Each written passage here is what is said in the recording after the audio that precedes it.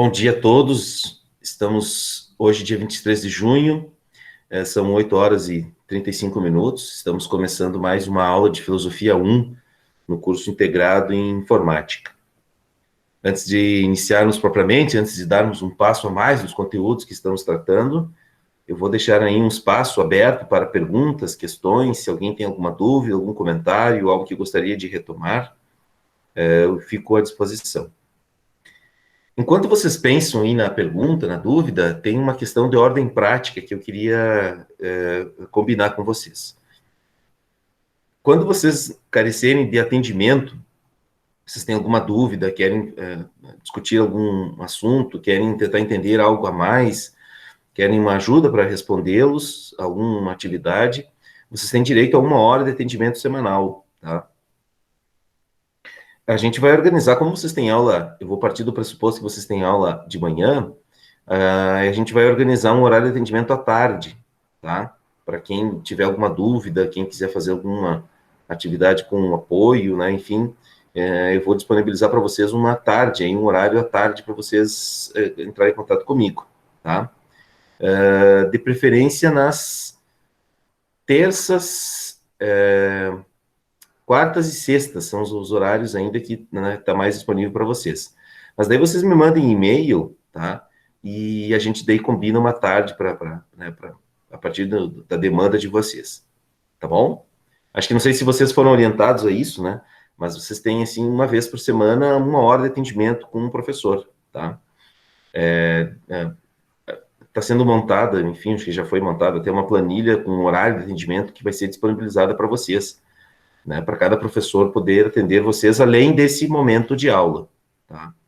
Então, quem tiver alguma necessidade, tem alguma pergunta, algo que gostaria de conversar individualmente também, né, vocês podem entrar em contato comigo que a gente marca e combina, tá bom? Feito esse encaminhamento, pessoal, alguma pergunta, alguma dúvida, algo que vocês gostariam de, antes da gente seguir, vocês gostariam de perguntar?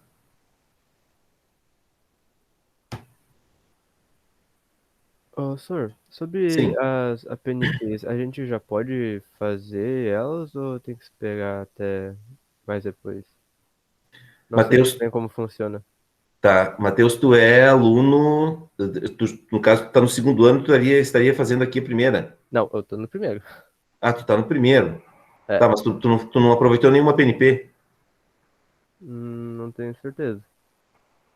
Bah, daí É que eu preciso... não tenho, não sei muito bem o que que é e como faz. Tu entrou no IFE esse ano, 2021. Sim. Não, então esquece, né? Não, tu não precisa se preocupar com a PNP. A PNP é só para aqueles estudantes que já estavam no primeiro ano passado e eles não fizeram nenhuma atividade, ou fizeram algumas atividades do primeiro ano, tá, Matheus? Né? Você, no caso, é só um aluno novo, você está começando do zero a partir daqui, tá? Não precisa te preocupar com a PNP. É só para quem já era aluno do IFE. A PNP era só para quem já era aluno e fez algum componente, né, acompanhou alguma disciplina no ano passado, e aí já progrediu para o segundo ano, no caso, né? Ou também que não progrediu, que ficou de novo, né, que vai repetir o primeiro ano, né? Aí sim, aí no caso vai ter que fazer a PNP. Mas o teu caso não. O teu caso você assim né, tá iniciando, vamos dizer assim, o ano, entre aspas, correto, tá? Você começou 21 e vai fazer todo 21 agora, né, nesse ano. Um pouco mais compactado, né? Mas vai ser todo ano, tá? Então não te preocupa com a PNP. Se você é aluno do primeiro ano, fica tranquilo. Tá Alguém bom. fez uma pergunta para mim aqui. A PNP, as atividades e coisas do Moodle ou é outra coisa? Peraí, uma pergunta de cada vez. João Augusto. Uma pergunta. Você acha que todas as matérias vão ser concluídas até o final do ano? Sim, João. Todas vão ser concluídas. Né? A gente tem um bloco de 10 semanas para cada componente curricular. Tá? Então, todos eles vão ser distribuídos ao longo do ano, de modo concentrado. Elas não vão ser assim, não vai ter filosofia de maio, agora, quando a gente começou, até janeiro, quando a gente terminar o ano. A gente vai ter filosofia só essas primeiras 10 semanas, que é o primeiro bloco. Tá? E assim, no segundo bloco vocês vão ter outras disciplinas, e no terceiro bloco outras disciplinas. Mas todas as matérias vão ser concluídas até o final do ano. tá? Para quem já era aluno aqui, né, para quem está começando o ano agora aqui, e para quem já era do primeiro e está repetindo, entre aspas, né, o primeiro ano vai ser concluído tudo, com certeza, tá? E o Carlos pergunta, a PNP é as atividades e coisas do Moodle ou é outra coisa diferente? As APNP são a carga horária remanescente dos outros anos, Carlos. O Carlos também deve estar entrando esse ano agora, né? Responde para mim, Carlos. Tu entrou esse ano? Tu é aluno novo? Do primeiro ano ou tu já era aluno? Ah, tá. Eu já estava no passado, mas eu não fiz nenhuma APNP. Pois é. Sim, as APNPs eram aquelas atividades que a gente usou o espaço do Moodle para aplicá-las também, tá? A PNP, a diferença é que você fazia também, assim, como a gente está fazendo agora. Lembra que as APNPs elas começaram em setembro, né? As APNPs a gente compactou também, né? O equivalente a um trimestre em 6 semanas, tá? A gente compactou elas e, por exemplo, eu apliquei uma PNP, né? Professores que aplicaram duas, né? Mas eu apliquei uma PNP em todas as turmas, eram 15 turmas, eu fiz uma PNP em todas as turmas, né? Filosofia 1, 2, 3 e 4, né? Em cada série. E aí você poderia fazer o aproveitamento dessas APNPs esse ano. Então, por exemplo, né, tem alunos que estão no primeiro ano que não precisam fazer, supostamente não precisariam fazer o primeiro trimestre de filosofia, porque já tiveram aproveitamento da PNP. Tá? Fazer as APNPs foi o que possibilitou os alunos aproveitarem aquelas atividades e poderem progredir para o segundo ano. Tá? Essa era uma coisa que foi mudando ao longo do tempo, né? Quando parou tudo, a gente nem sabia que ia ser assim. Eu, por exemplo, não participei dessa discussão da PNP, né? Eu não estava trabalhando no IF na época, né? Mas foi o que o pessoal pensou e organizou, né? Entendeu, Carlos? Se tu estava no passado e tu fez alguma PNP, tu pode pedir o aproveitamento dela nesse ano, tá? Se você não fez nada no passado, né, não fez nenhuma PNP, aí você tem que fazer todo, né, todo o primeiro ano novamente, tá? Beleza. Muito bem. Alguma pergunta, alguma questão a mais, pessoal? Ô, senhor, então essas APNP seriam tipo cursos? Que nem, se não me engano, tinha ou tem um curso de eletrônica no período da tarde, e que nem o Sr. Douglas que fez e vai fazer de novo o curso de Olimpíadas da UBMAP. Isso Sim. conta como APNPs? Não. Se não é, ele vai contar como como é que é o nome? Agora eu esqueci do nome dessas atividades, assim. São atividades de extensão, se não me engano. Mas elas não contam como carga horária para o curso, Matheus. Elas não, fazer isso não vai fazer com que tu adiante conteúdos, matérias do curso. Não. É só uma atividade complementar, né? É o curso rápido que eles chamam, né? Os cursos FIC, agora eu lembrei, cursos de formação inicial e continuada. Esses são cursos complementares, eles não fazem parte do calendário de matérias, né, do curso de informática, no caso de vocês. Né? Eles são atividades, é um curso de formação, você vai receber certificado por ele, né? Se é o que eu estou pensando, né? Mas acho que é isso pelo que tu falou, né? É um curso que vai te dar um certificado depois, mas ele não vai contar horas, por exemplo, para a conclusão do curso em informática. Tá? É outra coisa também, tá? É uma outra coisa. A PNP é para quem são atividades pedagógicas que contam carga horária para a tua conclusão do curso de informática. Tá? Tá. Muito bem. É importante que vocês vão tirando as dúvidas de vocês, né, pessoal? Porque daqui a um pouco vocês fazem aí um monte de coisas, vocês achando que estão adiantando o curso e não estão, vocês estão fazendo outra coisa. Tá? Todas as dúvidas precisam ser perguntadas. Né? Muito bem.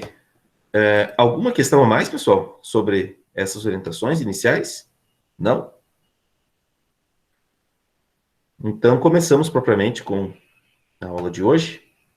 Algum aluno é novo? Foi feita alguma chamada mais recente? Acho que não, né? Acho que todo mundo aqui já estava aí semana passada. Muito bem. Eu vou projetar minha tela.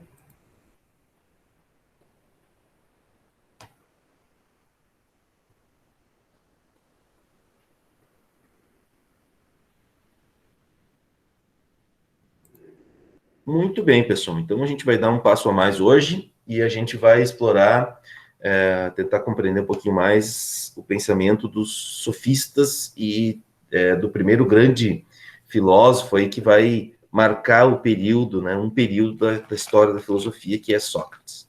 Tá?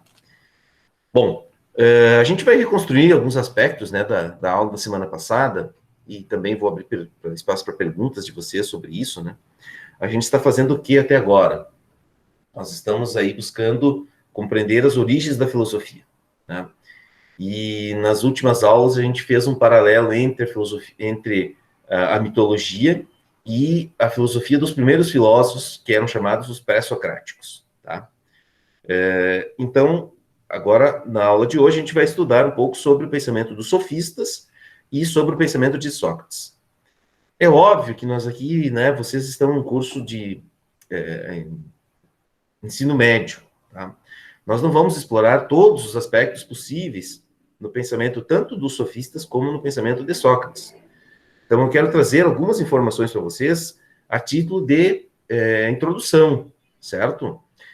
Para a gente ter minimamente os conceitos, as noções centrais e chaves desses dois grupos, ou desse primeiro grupo dos sofistas e depois do pensamento de Sócrates, tá? Até porque eles vão ser contemporâneos em termos de período histórico, né? Eles convivem juntos, vamos dizer assim, né? Tanto os sofistas quanto Sócrates, e eles já convivem num contexto já diferente, né, daquele dos filósofos pré-socráticos.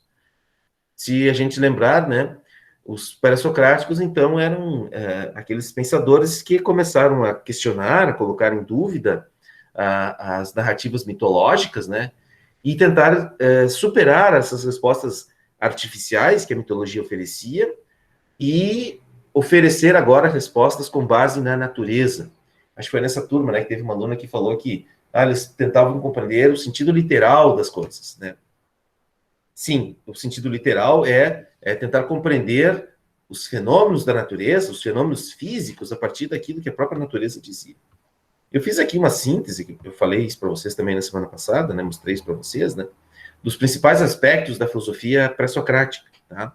Então, eu listei 5 itens, né, para dizer que essa filosofia pré-socrática era, na verdade, uma cosmologia. Tá? E o que é uma cosmologia? É uma explicação racional e sistemática sobre a origem, ordem e transformação da natureza. Então, ao invés de compreender agora os fenômenos da natureza, fazendo recurso a narrativas e histórias fantasiosas, que do ponto de vista do prazer que elas nos proporcionam, elas são muito mais agradáveis, os primeiros filósofos, eles estavam preocupados em compreender isso fazendo uso da razão, né? O que eles chamavam de logos, né? Então, era um conhecimento sobre as coisas que estão aí na natureza, sobre a sua origem, como que elas são ordenadas e por que elas se transformam, né?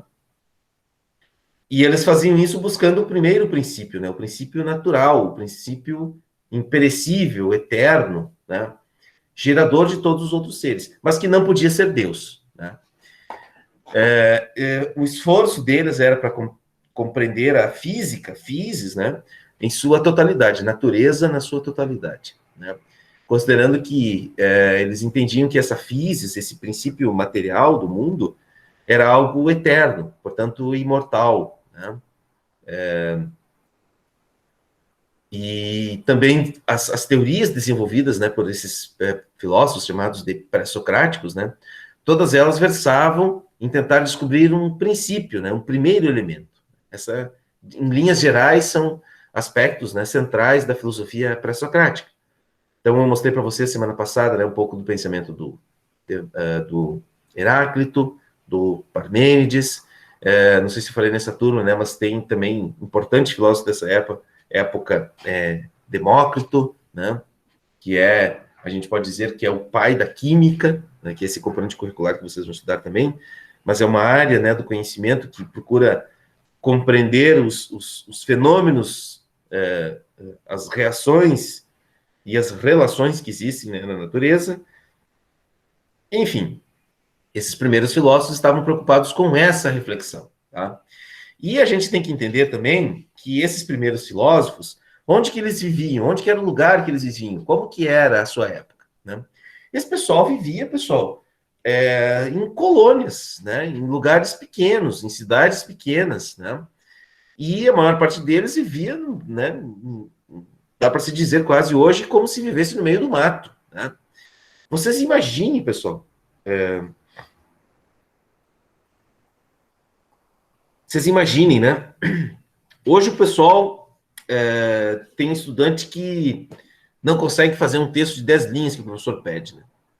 Eu fico imaginando assim, né? Essa turma aí, há quase 3.000 anos antes do presente, sem internet, sem professor, sem apoio disso, apoio daquilo, sem nada. Esse pessoal vivendo no meio do mato, né? Eles foram capazes de elaborar teorias filosóficas de tamanha envergadura que nos surpreendem até hoje, pela sua beleza no primeiro momento, mas também pela sua capacidade de enfrentamento à ordem vigente da época, né? E aí o pessoal hoje, né, acha que está fazendo muita coisa porque faz uma postagem lá no Instagram, né? Ah, eu sou o criador de conteúdo no Instagram, né? Nossa, assim, como a gente, né? Nós evoluímos em alguns aspectos, mas em outros a gente regrediu muito, né? E, e os conteúdos, né? Os conteúdos que são engraçados, eu gosto de ver isso também, né? Receita de bolo, né? Como fazer para ir para uma viagem, como fazer para ir para andar de bicicleta, né? Eu fico pensando, nossa, né? Você imagina os pré-socráticos lá no meio do mato, né? Elaborando essas teorias sobre o universo, tentando descobrir o primeiro princípio, causador de todas as coisas da natureza, né? Se eles nos ouvissem hoje aqui, né? Eu não sei o que eles iam dizer de nós, né? Se eles estavam decepcionados, se eles estavam satisfeitos, né? Eu tenderia a acreditar na primeira opção, né? Mas, enfim. Então, só para vocês entenderem, né, gente? Eram colônias, lugares pequenos, né? Pessoas sem nenhum recurso, somente a sua capacidade racional, buscando explicações sobre a ordem e a racionalidade presente em todo o universo, né? Era só isso que eles pretendiam fazer. Tá? Então, esse foi o primeiro momento, né, da filosofia. Foram 300 anos de filósofos, Tales de Mileto, Pitágoras de Samos, Demócrito, Parmênides, Heráclito, enfim, Anaxágoras, Anaxímenes, vários pensadores dessa época que formularam teorias, que a gente não vai entrar aqui no mérito de cada uma, né? Mas, assim, só para vocês compreenderem qual foi o primeiro esforço filosófico, qual foi o primeiro tema da filosofia, qual foi a primeira reflexão que esses filósofos fizeram, tá? Muito bem. Antes da gente dar o próximo passo, pessoal, alguma pergunta de vocês sobre os filósofos pré-socráticos? Alguém gostaria de fazer algum comentário, perguntar alguma coisa? Que daí a gente vai passar para os próximo grupo de pensadores aí, que são os sofistas, né? E o Sócrates.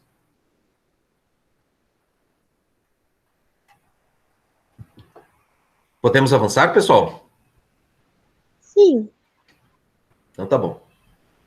Depois vocês podem reler os materiais também, assistir novamente às aulas, né? Estudar mais também por conta própria, a partir do interesse de vocês, tá? Bom, eu falei, bom, tá, eu já tinha falado, né? Mas só para retomar aqui um pouquinho, né? Dos dois principais pensadores dessa época, né? Que são Heráclito e Parmênides. E aqui os dois princípios que eles defendiam, né? O princípio do Heráclito, de que tudo flui, que tudo está em eterna mudança, que as coisas estão sempre se transformando. e a concepção do Parmênides. E ele acreditava que o ser é e não pode não ser é. Não pode ser não é. Tá? Então, se eu sou o Tadeu, eu sou o Tadeu sempre, desde bebê até a hora da minha morte. Já Heráclito vai dizer o contrário, ele vai dizer que não, que as coisas estão em eterna mudança. Talvez o que eu fui no passado já não seja mais, né? Talvez aquilo que eu serei no futuro é diferente daquilo que eu estou agora no presente, né? Então, para Heráclito não existe o ser, existe o devir, que é o vir a ser. Então, o que eu fui hoje no início da manhã já não é mais, né? O que eu estou agora já não será mais até o final dessa manhã. Esse é Heráclito falando, né? Parmênides vai dizer que não, que as coisas elas têm um ser. Parmênides é o autor da teoria do princípio da identidade, de que as coisas não mudam, que as coisas não podem ser e não ser ao mesmo tempo, né? Diferente de Heráclito, né? Só dando um exemplo, né? Eu fico imaginando, né, pessoal, o esforço desses primeiros filósofos, né, em elaborar essas teorias, né? Eles só elaboraram, né? A gente não precisa fazer nada. Eu não estou pedindo para vocês entenderem, para vocês criarem nenhuma teoria. Só estou pedindo para que vocês entendam, né, esses primeiros pensamentos, né? Acredito que não é nenhum esforço sobrenatural. Tá? Muito bem. A gente vai dar um passo a mais e compreender, então, esse grupo chamado de sofistas. Alguém já ouviu falar dessa expressão retórica? Ah, o fulano tem uma boa retórica. Ah, o Beltrano tem uma boa oratória. Já ouviram falar dessa expressão, pessoal? Oratória já. Retórica? Oratória já? Retórica não? Eu achei que Retórica seria... não tem. Ai, desculpa interromper, não sei que eu interrompi. Não, pode falar. A retórica não tem aquela expressão que diz é uma pergunta retórica? Uhum, sim, sim. Tem uma expressão chamada pergunta retórica, né? Pergunta retórica quando você faz a pergunta já querendo induzir a resposta, né? Você está perguntando algo que a pessoa já sabe, que tu sabe também, mas que você quer que a pessoa diga aquilo, tá? Então, sempre Que que... nem o Sócrates fazia. Exatamente. O Sócrates, ele tem ressalvas à retórica, mas isso fazia parte do seu método também. Alguém escreveu alguma coisa no chat aí? Alguém pode ler para mim, que eu não estou vendo agora o chat. Não, senhora, eu só tinha avisado porque eu tinha saído sem querer. Ah, tá, tranquilo, sem problema. Bom, os sofistas foram os primeiros a fazerem uso mais evidente da retórica, tá? Desculpa. A retórica nada mais é do que a arte da argumentação, a arte da persuasão. Usar a boa retórica pode ter vantagens, né? Mas ela também pode levantar suspeitas. Uma pessoa que tem boa retórica, ela não tem necessariamente compromisso com a verdade. Fazer um bom uso da retórica não quer dizer que a gente esteja falando a verdade, tá? É possível você convencer alguém de algo? É possível você convencer alguém de algo usando somente mentiras, tá? É possível você fazer um discurso inflamado, né? Fazendo apelo à emoção, inclusive, e convencer alguém, mas aquilo que você está convencendo é uma mentira. Tem algum grupo que vocês imaginam que pode fazer muito uso da retórica?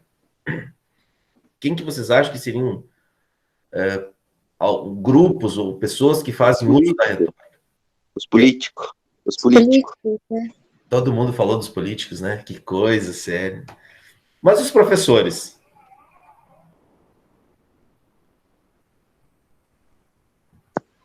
Eu acho que daí não é mentira, né? Ah, bem lembrado. Quem que falou? Quem que salvou a pele dos professores? Eu. Ah, Ana. desculpa. A Ana. Obrigado, Ana. Sim. A gente vai partir do pressuposto que os professores sempre falem a verdade, né? Mas a gente pode também, Pode ser, alguns professores podem, em algum momento, não estar necessariamente falando a verdade, né? Mas os políticos, eles fazem mais uso, sim, da retórica. Tem uma outra profissão que também é muito necessária a retórica. Vamos ver se vocês já imaginaram qual outra atividade profissional. Espera que eu estou ajeitando minha pantufa, tá, pessoal? Qual outra atividade profissional que faz muito uso da retórica? Advogado? Sim, com certeza, né? Depende também o advogado, tá? Porque vejam bem, ó, como que vocês imaginam aí? Por que vocês pensaram no advogado? Porque dependendo Porque ele sempre tem que daqui... ter argumento para fazer uma pergunta ou alguma pergunta que tenha sentido ao juiz para poder inocentar ao seu cliente. Acho que é isso, mano. Pode ser, tá? O que mais? Acho que alguém falou por cima da fala de outro ali, acho que... Não, mas eu ia dizer a mesma coisa que o Emílio, que daí você tem que tentar convencer o júri que o cliente dele não é o criminoso, é quem estava certo na história. Sim. Deixa eu abrir um parênteses aqui bem rapidinho. Hoje eu tenho tempo. Como faz bastante tempo que moro em Passo Fundo e trabalhei aqui em Passo Fundo também, eu faço parte do corpo de jurados do Tribunal do Júri, aqui do Fórum de Passo Fundo, tá? E o que é o Tribunal do Júri, né? Eu sou jurado, então, simplificando, né, a história. Eu faço parte do corpo de jurados da cidade, né? São não sei quantas pessoas que fazem parte, né? E uma vez por ano, agora com a pandemia isso foi suspenso, né? Uma vez a cada 2 anos, né? Durante um mês eu faço parte dos sorteios dos jurados que vão participar do Tribunal do Júri. E não são todos os casos que envolvem o direito que vão para o Tribunal do Júri, né? A maior parte dos casos, eles não são... Você não precisa de um Tribunal do Júri. Por exemplo, todas as questões que envolvem a vara da família, a vara do comércio, as questões trabalhistas, nada disso é julgado, né? O que é julgado somente são os casos que envolvem atentados contra a vida, né? Quando alguém mata ou tenta matar outro ser humano. Esses casos que são os casos que vão para o Tribunal do Júri, né? E aí, sim, no Tribunal do Júri, você vai ter essa cena que vocês estão descrevendo, né? Eu sugiro que vocês possam ampliar a compreensão de vocês sobre a atividade do advogado, né? Porque a maior parte da atividade do advogado, ela é escrita, ela não é retórica, né? Os advogados, a maior parte dos processos, eles são processos que são somente escritos, com argumentação escrita, né? É óbvio que a argumentação eloquente, usando palavras de impacto, elas podem dar um resultado mais eficiente, né? Mas no Tribunal do Júri, em especial no Tribunal do Júri, que são somente esses casos em que são julgados os crimes de atentados contra a vida, né, é que você vai ter lá, e assim, são 2 partes sempre. Todo caso, né, na justiça, ele tem 2 partes. A defesa e a acusação. A defesa, ela é geralmente feita pelo advogado de defesa, né, que pode ser um advogado particular. Nesse caso, né, no caso do Tribunal do Júri, né, pode ser feito por um advogado particular, né? Eu matei ou tentei matar uma pessoa, então eu vou contratar um advogado para me defender. Essa é uma opção. E ainda no campo da defesa pode ter o defensor público, que é a maior parte dos casos que vão para o Tribunal do Júri, né? Tem o defensor público. Existe um advogado público que defende a pessoa que cometeu o atentado contra a vida ou a tentativa, né, de atentar à vida. A maior parte dos casos são defendidos por defensores públicos, porque geralmente as pessoas que acabam cometendo esses crimes são pessoas muito pobres que não têm como pagar um advogado criminalista, né? Que são os advogados que têm a maior remuneração, são os advogados criminalistas, né? Esses caras ganham uma fortuna, né? Você imagina, você tentar tirar alguém ou diminuir a pena, que é isso que acontece, né? Diminuir a pena ou tentar comprovar que não foi aquela pessoa que matou outra, né? Quanto que custa isso, né? No fundo, você está cobrando o preço de uma vida, né? da pessoa que morreu e o preço da vida da pessoa que vai para a cadeia, né? Então, geralmente, se vocês pensam em ser advogados, né, uma boa área para ganhar muito dinheiro é a área um advogado criminalista, né? Esse pessoal, por exemplo, agora tivemos 2 casos recentes, né? Aquele menino, o menino Bernardo, né? Que a família, acho que foi a madrasta, né? E o pai que mataram o menino. E agora, recentemente, né? Teve um caso ainda, acho que foi no ano passado, não sei se foi ano passado ou no Foi que a retrasado, mamãe, ela matou a criança, matou o próprio filho, né? guardou o corpo e foi pra polícia fazer denúncia dizendo que ele estava desaparecido. Isso, esse caso aí. Você imagina, o advogado que vai defender essa mulher, né? Quem que vai defender essa mulher, né? Não tem como. E aí, mas ela tem direito a um advogado de defesa, né? Para ela. E aí quem acusa ela é a promotoria, o promotor público. O promotor público geralmente ele faz a acusação, mas o papel dele é de promover a justiça. Ele vai tentar trazer o maior número possível de elementos para promover a justiça nessa hora. De todos os casos que eu assisti aqui em Passo Fundo, né? E já são uns bons pares de casos que eu assisti, eu ficava em dúvida para saber se a pessoa tinha sido ela que tinha cometido o crime ou tentado cometer o crime, né? Eu sempre ficava em dúvida. Eu nunca tinha certeza, né? Eu, assim, seguia muito mais a minha intuição do que aquilo tudo que os advogados, tanto de defesa como promotor, faziam, né? Porque a história é muito bem preparada e todas elas trazem indícios muito evidentes, né, de que as provas às vezes são forjadas, os meandros no meio do caminho, eles podem dar a possibilidade de você duvidar daquilo, né? Todos os casos eu fiquei muito em dúvida, né? Então, só para trazer um pouco, né, o aspecto de como que a retórica, muitas vezes, ela é importante, né? No tribunal de júri, isso muito decisivo. Tem alguém escrevendo alguma coisa no chat ali? Deixa eu ver. Deixa eu ver aqui. Professor, Sim. só queria fazer um comentário que Diga. antes de me demitir do que conseguir defender alguém desse jeito, sabe? É pesado demais pra minha consciência. Como é que é? Eu Tu me não- demitiria do que defender esse tipo de gente que faz esse tipo de coisa, sei lá. Minha consciência não aguentaria. É bem desumano mesmo, né? No sentido de que é que você não vai defender a pessoa, Andriele. Esse Sim, caso, não, eu entendo. Só que eu, assim, é mais por fora que um comentário assim, só sim, por sim, cima sim. mesmo. Pessoal, né? O que acontece, né? O defensor, o que ele vai fazer? Ele vai tentar atenuar a pena, né? Vai ver a pessoa nunca cometeu nenhum crime, a pessoa não tem nenhum antecedente, tem endereço fixo, é uma pessoa que trabalha. Enfim, teve uma série de outros acontecimentos lá que vão atenuar a pena da pessoa. É isso que o defensor vai fazer. É o máximo que ele consegue fazer. E aí ele vai usar os recursos legais, ele não vai inventar historinhas, né? Ele vai usar os recursos legais. Na verdade, esse peso da consciência é do legislador, né? De quem elaborou o Código Penal, vamos dizer assim, né? Que ali, nesse momento do Código Penal, é que você vai. Você não, enfim, os legisladores, né?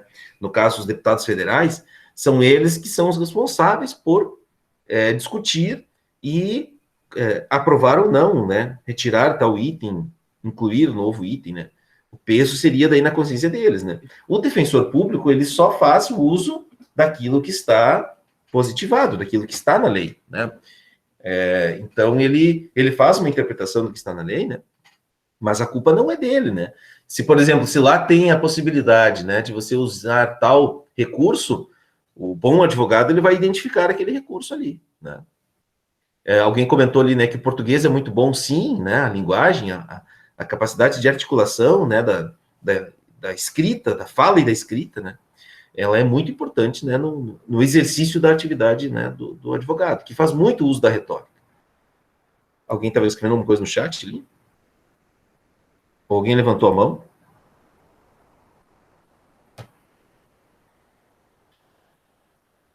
Samuel tinha levantado a mão? Sim, professor. Eu só voltando um pouquinho ali no assunto dos advogados, poderia existir, digamos assim, vou dar um exemplo. Eu vou matar alguém. Aí eu contrato alguém para me defender, né? Um advogado. Aí pode existir o caso do que eu ter feito ser tão ruim e o advogado se voltar contra mim, no caso? Tipo, deixa eu me expressar melhor. Sim, entendi. Acho que eu Ah, entendi, eu- Samuel. Era isso. O se voltar contra você, tu quer dizer em que sentido, assim? Tipo, no sentido de começar. Tipo assim, eu matei o cara. Tá. Aí, aquilo que eu fiz é tão ruim que ele não suporta. Não digo que não suporta, mas ele se revolta contra isso. E aí ele tem que. Não que ele tem, mas ele começa a fazer pergunta, por que que tu fez isso, aquilo. Eu não sei, agora eu tô. Sim, Não não tô estou te entendendo. mas Sim, enfim. entendi. Bom, aí você vai avaliar a competência do advogado, né? Todos esses casos aí, né?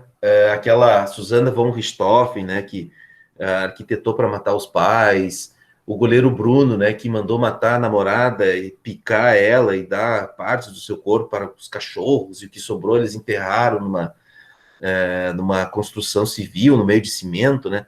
Tudo isso são coisas tenebrosas, horríveis, né? Mas, enfim, não tem muito, né? O bom advogado vai olhar para aquilo que nem a gente está falando aqui agora, né? Ele vai olhar o caso, assim, e não vai fazer nenhum julgamento. Ele vai tentar entender tudo o que aconteceu e encontrar estratégias para atenuar a pena das pessoas que fizeram aquilo. Esse é o bom advogado. Faz parte da ética, é um pouco estranho falar isso, né? Mas faz parte da ética do advogado criminalista, né? É um acordo, né? Um acordo tácito, né? Não é explícito isso, né? Mas é um acordo. Olha, né? Você precisa me contar tudo o que aconteceu e a gente vai encontrar a forma de tentar atenuar ao máximo a pena que para você se livrar da situação, né? Agora, com certeza deve acontecer. Eu não saberia te dizer um exemplo, né? Mas tem vários exemplos aí de advogados que abandonam a causa, né? Eles têm acesso, e aí eles não vão sair contando, até porque isso é ética profissional daí, né? Eles não vão sair contando os detalhes da situação, né? Acho que até esse caso da mulher que matou o filho, né, e escondeu ele em casa, ou no casa ao lado, até esse caso, acho que o advogado pediu para sair, né? Ele pode, né? Você faz um acordo, mas diz, não, eu não quero defender mais, pronto, né? E aí, claro que ele não vai sair contando nada para ninguém, não é? A ética do advogado impede, né, de que ele faça isso. Mas é possível, com certeza, né? Ele começou defendendo alguém e não achou aquilo um absurdo, né? E ele pode dizer, não vou mais te defender, né? É possível acontecer isso, sim, com certeza. Geralmente o pagamento, uma parte do pagamento é antes, né, para começar a causa, o caso, e o resto do pagamento depois da sentença, né? E isso já é acordado, né? Se eu ficar 10 anos na cadeia, eu te dou tanto. Se eu ficar 5, eu vou te dar mais, né? Afinal de contas, é um tempo de vida que a pessoa vai poder ficar, né? Eu uma vez ouvi uma expressão, né, um pouco dura, né, nesse espaço aí, de um outro jurado que falou isso, né? Olha, a gente acompanhando, era um jurado mais velho, né? E aí eu lembro que a gente estava lá no momento e ele comentou assim, olha, depois de tudo que eu já acompanhei aqui, eu posso concluir que todos podem matar uma pessoa que não vão ter muitas consequências na vida, né? Se vocês disserem que eu falei isso, eu nego, né? Se bem que agora está gravado, né? Não tem muito o que fazer. Mas assim, é uma coisa que, se uma pessoa tem endereço fixo, né, tem trabalho, comete um crime assim, ela vai pagar por aquilo, com certeza, mas as atenuantes, elas vão pesar muito, né? A pessoa vai ser um pouco mais complicado. Se você tem curso superior, né? Aí você já começa a imaginar quem que são as pessoas que estão na cadeia, né? Por que são aquelas pessoas que estão na cadeia, né? Se você tem endereço fixo, isso vale para qualquer circunstância. Endereço fixo, carteira assinada, tem uma profissão, exerce a profissão, nunca cometeu nenhum tipo de crime, né? As atenuantes, todas essas atenuantes vão pesar muito, né? Então é por isso que geralmente a gente acha assim, o sistema brasileiro, né? A justiça brasileira não é não é eficiente. Não, ela é, né? Para alguns ela é até demais, né? Muitos dos casos que eu acompanhei no Tribunal do Júri eram de pessoas que já tinham passado anos na cadeia. E como processo, a pessoa matou lá, vamos imaginar, matou hoje, dia 23 de junho de 2021. Até montarem processo, tem a denúncia, até montarem processo, até ser julgado, já passaram 2 anos. E a pessoa está presa, né? Mas quem que é essa pessoa que vai presa, né, no momento que mata alguém, né? Geralmente é quem? Não tem trabalho, não tem endereço fixo, né? É uma pessoa que não tem formação superior, e essa pessoa fica lá na cadeia. Ela é julgada depois que ficou 2 anos cumprindo pena na cadeia. É claro que se ela for condenada à prisão, ela já cumpriu 2 anos na cadeia, né? Geralmente acontece isso. Olha, foram vários os casos que eu vi isso acontecer. A pessoa já tinha ficado 2, 3 anos na cadeia, né? Sendo que se tivesse curso superior, tivesse dinheiro para pagar como é que eles chamam? Conseguisse um habeas corpus, né? Tivesse uma forma de pagar para poder sair, também aguardaria o processo de liberdade, né?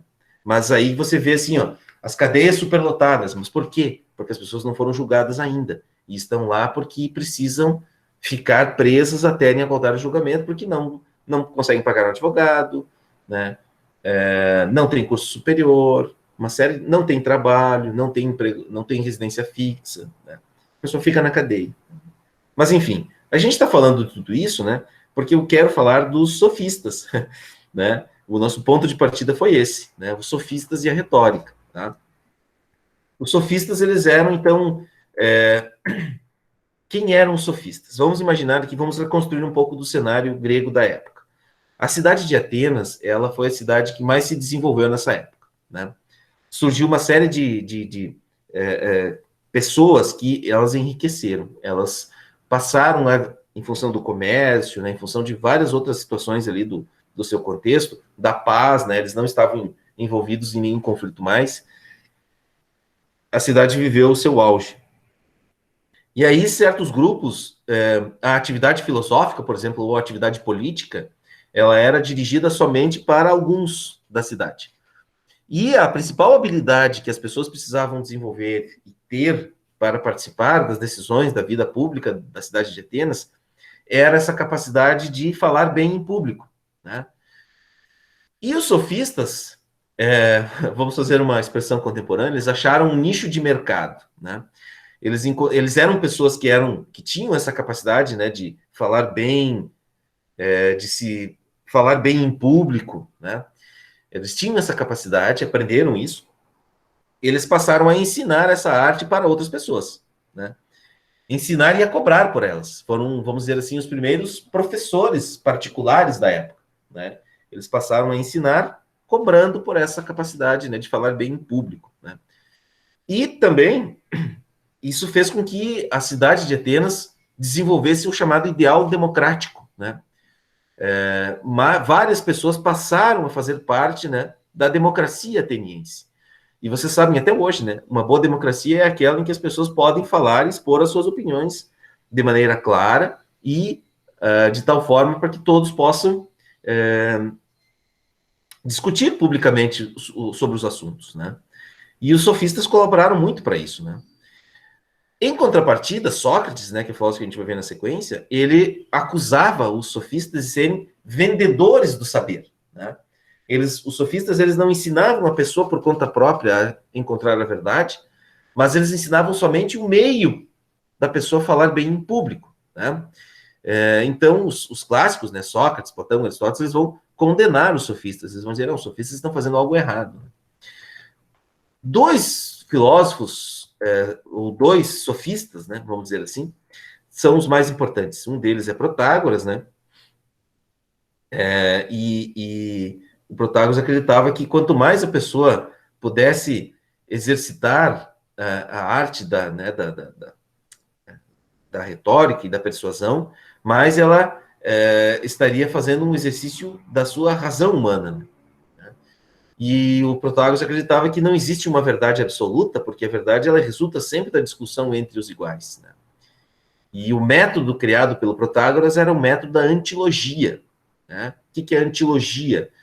É defender opiniões opostas, usando argumentos para cada uma das posições, né? Então, quanto mais as pessoas pudessem praticar a antilogia, defender opiniões opostas, né? É como se fosse hoje, só dando um exemplo, né? Vocês já viram um concurso de trova para os gaúchos aí que acompanham, né? Atividades de CTG, já devem ter visto isso, né? Existiam os trovadores, né? É muito parecido com o que o Protágoras procurava ensinar para os seus estudantes, né? Fazer com que as pessoas pudessem argumentar defendendo posições em uma forma de debate, né? Em uma forma de disputa, né? Pela melhor posição. E também, né, aquilo que eu falava antes, né? Os sofistas colaboraram, né, para a educação do cidadão para o debate público, né? O outro filósofo dessa época, já um pouco mais próximo, né, já depois do Protágoras, né, é Górgias, né? Górgias era mais radical ainda, né? Para o Górgias não existe uma verdade, existe somente a melhor definição, a melhor persuasão sobre o que é a verdade, né? Nós nunca chegaremos a uma conclusão definitiva sobre as coisas, né? Mas nós somente chegaremos ao melhor argumento usando do caráter emotivo, né, da persuasão. É você expor algo de tal forma a pessoa que está te ouvindo se emocionar com aquilo, né? É isso que a persuasão e a retórica, né, são capazes de fazer. Tá? Então, esses são dois exemplos, né, de dois sofistas, né, que eles não são considerados necessariamente filósofos, né, porque eles não acreditavam em uma verdade absoluta, né, que era uma questão muito importante, né, para os filósofos dessa época, né. E só para exemplificar para vocês, né, haviam outros sofistas, óbvio, né, mas aqui eu trouxe dois, né, só para vocês entenderem um pouco, né, do que significa, né, quem são os sofistas e o que eles defendem. Tá? E por que eles vão fazer oposição, né, depois vocês podem olhar isso, né, ao Sócrates, né? O Sócrates vai, inclusive, radicalizar essa opinião contrária dos sofistas, a ponto, eu já falei um pouco sobre Sócrates, já leram um pouco sobre ele, né, sobre a atividade, né, do filósofo.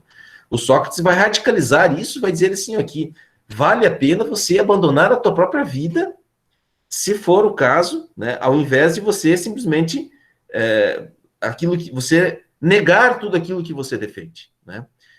Então aqui está o momento, né, da condenação do Sócrates, né?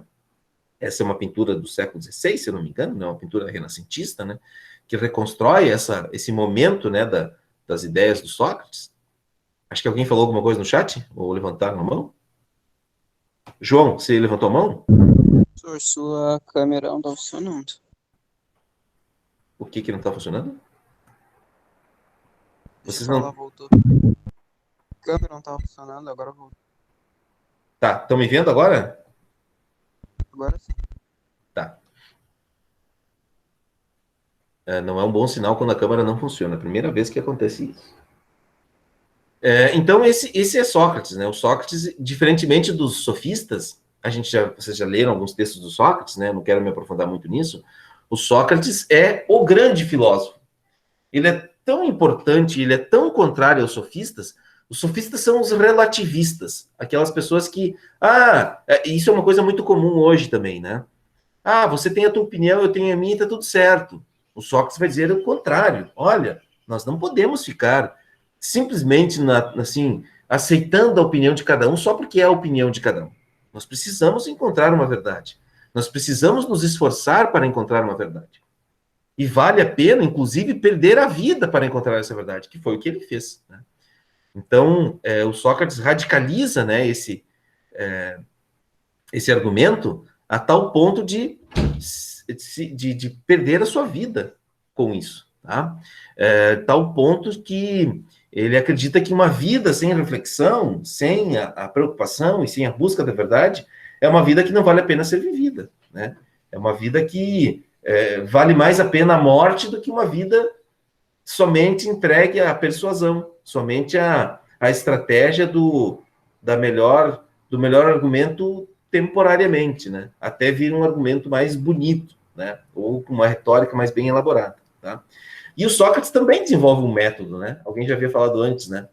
O Sócrates, ele está preocupado com isso aqui, ó, pessoal, né? Com a segunda parte, ele está preocupado com a primeira, mas principalmente com isso aqui, ó. A passagem da opinião para o conhecimento, da doxa, que é uma palavra grega que quer dizer opinião, para a episteme, que é a palavra grega que quer dizer conhecimento, né? O método socrático ele tem duas etapas. A primeira delas, que vocês estão vendo aí na tela de vocês, é a parte da ironia, né? O Sócrates sempre estava fazendo perguntas que pareciam ser perguntas meio idiotas até, né? Mas aquelas perguntas que, no fundo, revelam realmente como as nossas opiniões, geralmente, elas são opiniões frágeis. Elas são tão frágeis que, com uma pergunta irônica, a gente já não sabe mais como responder, né? E a primeira parte do método socrático consiste em você reconhecer a tua própria ignorância, né? Se dar conta que, né, acho que eu já falei isso para vocês, né? Quanto mais conhecimento a gente tem, mais a gente se dá conta que a gente sabe muito pouco, né? Então, a primeira parte do método socrático é reconhecer a própria ignorância. Para daí, sim, ingressarmos nessa segunda parte do método, né? Que é o método de dar à luz a novas ideias, né? Essa é uma analogia bem interessante, né? Lembro dos primeiros textos que eu passei para vocês, eu até pedi o primeiro questionário, fala um pouco sobre isso, né? Sócrates era filho de uma parteira, né?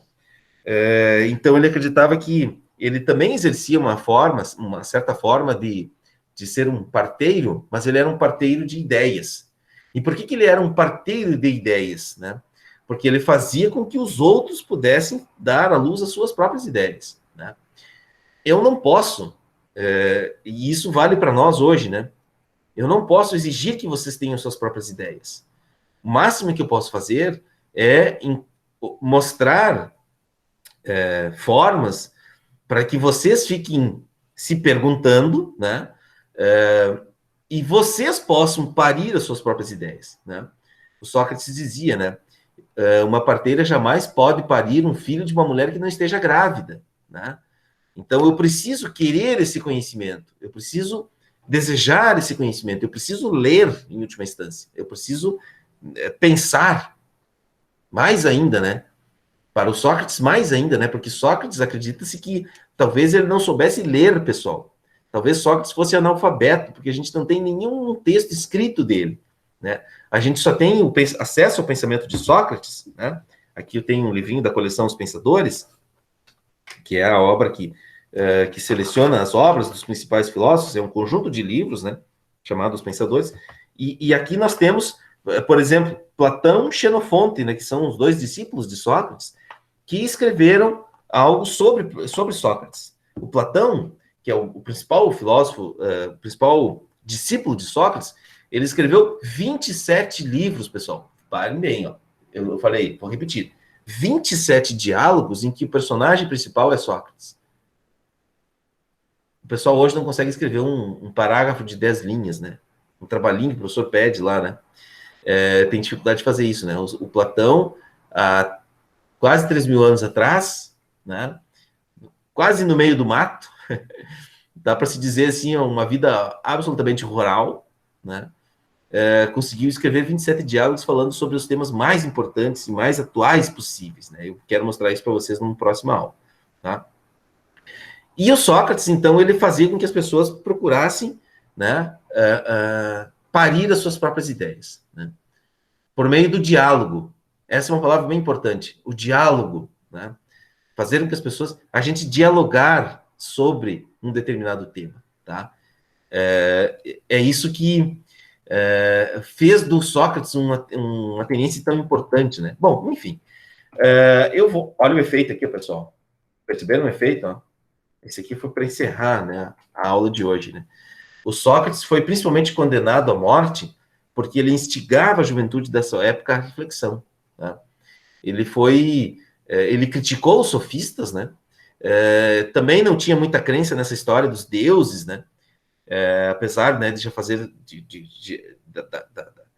do questionamento dos deuses gregos não ser uma coisa nova, né? Mas o Sócrates radicalizou, né, essa dúvida aos deuses, né?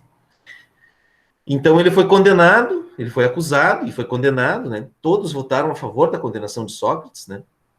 Os cidadãos de Atenas, vejam, os cidadãos de Atenas estavam tão preocupados com a desordem pública que Sócrates estava causando que o condenaram à morte, né? E qual era a desordem? Não era quebrar janelas, né, na rua, nem pichar muros, mas era a desordem no pensamento. Essa capacidade que ele tinha de corromper, de promover a reflexão entre a juventude, fez com que ele fosse condenado à morte, e ele aceitou a sua condenação, né? É isso que faz dele, talvez, o filósofo mais importante da história da filosofia. Olha, se me perguntassem assim, se fosse fazer uma lista com os 3 filósofos mais importantes, com certeza Sócrates estaria entre esses 3 mais importantes, tá? Na próxima aula a gente vai aprofundar um pouco mais aí algumas ideias dele, eu vou daí lançar uma nova atividade especificamente do pensamento dele, além de ter mais um questionário que eu vou liberar hoje para vocês responderem aí, certo? Eu acho que o nosso tempo já está extrapolando, né, pessoal? Deixa eu voltar lá para se tem alguma pergunta. Sim, Carlos, Sócrates parecia ser irritante. Ele não só parecia, como ele era irritante, né? Irritante para quem? Para as pessoas que queriam manter o status das coisas como elas estavam, né? Mas para os jovens, por exemplo, ele era extremamente provocativo, né? E as histórias que ele contava, e os temas que ele debatia, e as perguntas que ele fazia, elas são perguntas que elas têm sentido para nós até hoje, tá? Então, elas são bem importantes, valeria a pena a gente vai fazer isso, né, na próxima aula. Eu quero deixar uma atividade para vocês aí com uma das reflexões que o Sócrates propôs, tá? Pessoal, para a aula de hoje era isso, certo? Não sei se vocês têm alguma pergunta, algo que vocês gostariam de comentar, de questionar.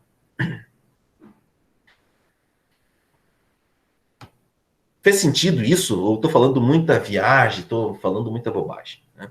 Vocês me desculpem a minha empolgação, né? As pessoas aqui em casa às vezes acham que eu estou dando aula assim para 1 milhão de pessoas, né? Porque eu falo com empolgação, com intensidade, tá? Mas vocês... Não, senhor, deu para entender, sim. Deu pra entender bem, boa. Em questão da empolgação, é até mais... É até melhor de ver, porque daí gera o interesse também. O senhor falando com interesse, gera o interesse. Tá bom, tá bom. Então eu vou falar para as pessoas da casa que é isso que faz diferença. Tá?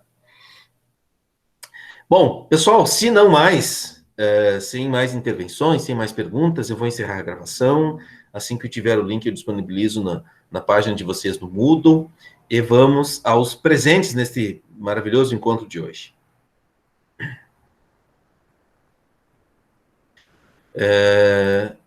Vamos lá. Lançar frequência em chamar planilha. Olha, eu vou dizer para vocês, ó, que sirva de motivação, né, para que a gente possa seguir assim. A turma de vocês é a que mais participa da aula. É a que mais participa no sentido de estarem aqui assistindo. Eu espero que vocês estejam, né, top, senhor. que vocês estejam assim, mantenham esse ânimo. Vai ter algum momento que eu não vou fazer essa aula assim, nesse momento com vocês, tá? Eu já antecipo isso, né, porque eu não estou conseguindo abrir a planilha aqui agora, não sei o que está acontecendo, mas eu vou nomear os que estão presentes aqui, vou chamar vocês, se vocês só me respondam, confirmem que depois na gravação eu... deixa eu ver aqui se vai abrir de novo. Vamos ver se vai abrir. Está conectado, por que não está abrindo? Eu sei que vocês estão loucos para dizer que estão presentes na aula, e o Siga, nosso...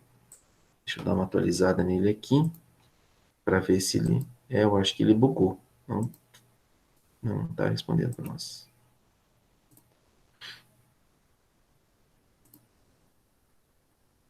Eu não vou conseguir fazer a chamada aqui pelo Siga, mas eu vou nomear vocês pela presença de vocês aqui, como vai ficar registrado, depois eu lanço a presença no sistema, tá?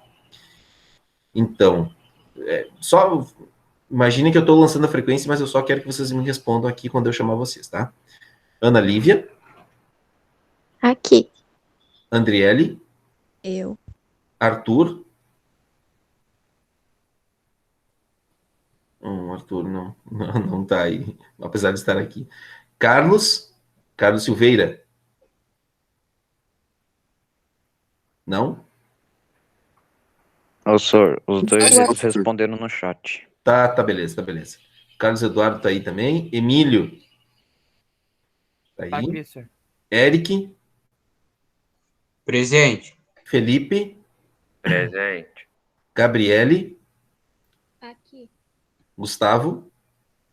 Eu? Gustavo Trevisani? Aqui. Ellen? Acho que a Ellen saiu. Acabou de sair. João? João eu falei, né?